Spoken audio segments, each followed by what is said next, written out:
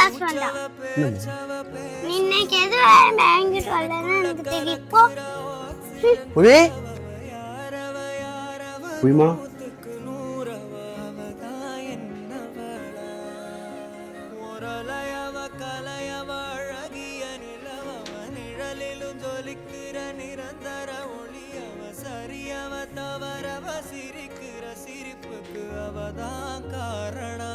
புரியுமா?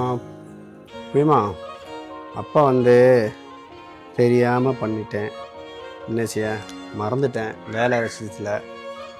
உனக்கு வேணும்னா எனக்கு ஆசை தான்.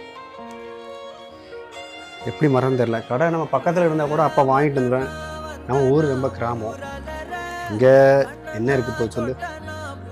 இங்கேருந்து நமக்கு வந்து 10 கிலோமீட்டர் போகணும். அப்போ அப்படியே மறந்துட்டேன். வீட்டுக்கு வந்ததுக்கப்புறம் தான் ஞாபகம் வருது.